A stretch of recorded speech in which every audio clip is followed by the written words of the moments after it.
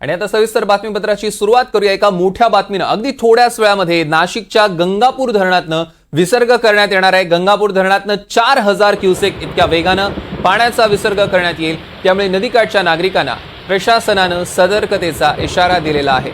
नाशिकचं गंगापूर धरण 80% भरल्यानं यातनं विसर्ग केला जातोय। धरणातनं केल्या जाणाऱ्या विसर्गामुळे गोदावरी नदी परिसरात पूर परिस्थिती निर्माण झालेली आहे।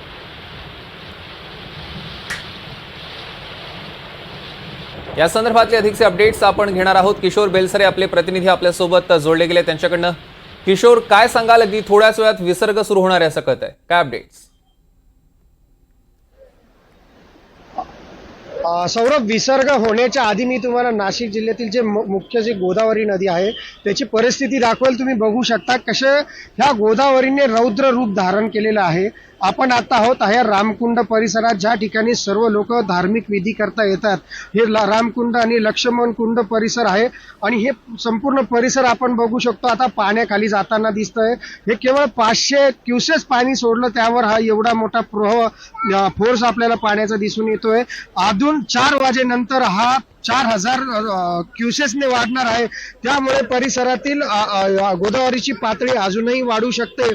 सौरभ, या पुराच्या परिस्थितीत मी एक सांगेल, प्रशासनाने सतर्कता दिली होती, लोक मात्र ऐकायला तयार नाही। परंतु आज अमावस्येची पूजा असल्यामुळे एक महिला तिच्या मुलाला घेऊन आली होती, 29 वर्षीय एक इंजिनियर होता आणि याच परिसरातील ह्या मंदिरामध्ये त्यांनी आंघोळ केल्यानंतर तो घरी निघताना त्याचा पाय सटकला आणि तो वाहून गेलेला आहे। अद्यापपर्यंत त्याचा पत्ता लागलेला नाही। यज्ञेश पवार असं या युवकाचं नाव आहे आणि तो MSCB सिव्हिल इंजिनियर असून ओझर इथला रहिवासी आहे।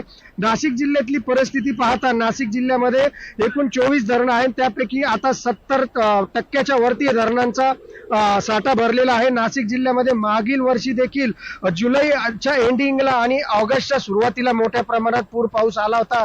आज देखील प्रशासनाने सतर्कता देऊन कालपर्यंत ऑरेंज अलर्ट होता, आज मात्र रेड अलर्ट घोषित केलेला आहे आणि जिल्ह्यातील ज्या ठिकाणी नदीचा प्रवाह वाहतोय त्या ठिकाणी त्यांनी प्रशासनाने सूचना दिलेली आहे की नदीच्या काठी जाऊ नका। मात्र लोक ऐकायला तयार नाही। फोटो सेशन, आज सुट्टी असल्यामुळे फोटो सेशन आणि बरेच पूर पाहण्यासाठी ते या ठिकाणी येतात आणि सेल्फी काढण्याचा प्रयत्न करतात।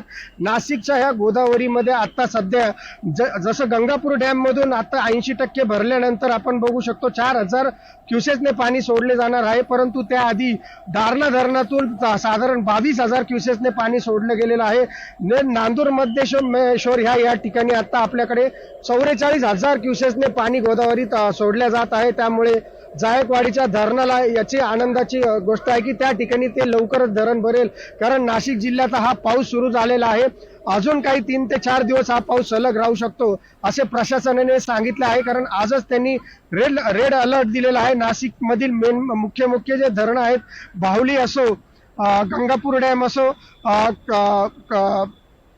किंवा कादवा असो, हे संपूर्ण धरण आता 100%च्या आसपास भरलेलं आहे। बऱ्याच धरणांमधून पाणी विसर्ग केला जात आहे। सौरभ, किशोर, या संदर्भातले अधिकचे अपडेट्स आम्ही तुमच्याकडून घेऊच। तुर्तास धन्यवाद।